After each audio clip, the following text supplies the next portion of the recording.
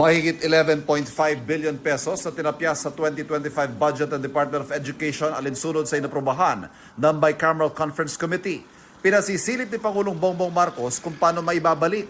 I think it is contrary to all our policy directions.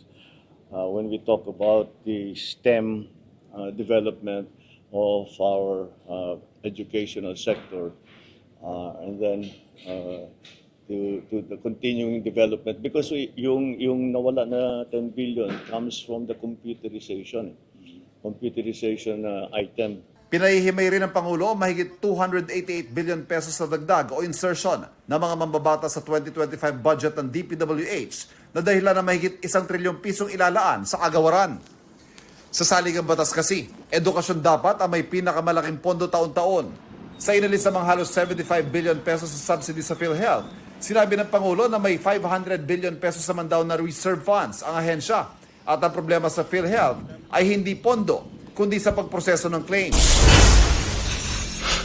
Nasa 10 social service program sa ilalim ng Department of Labor and Employment, hindi kasama sa election ban ayon sa COMELEC. Kabilang sa mga ito ang tupad o tulong panghanap buhay sa ating disadvantaged o displaced workers. 8 pinagbabawal na boga nasabat sa operasyon ng pulisya sa Davao City. Nagtakbuhan naman daw ang mga hinihinalang minor de edad na gumamit ng mga ito. Ivan Mayrina nagbabalita para sa GMA Integrated News. Huwag magpahuli sa mga balitang dapat niyong malaman. Mag-subscribe na sa GMA Integrated News sa YouTube.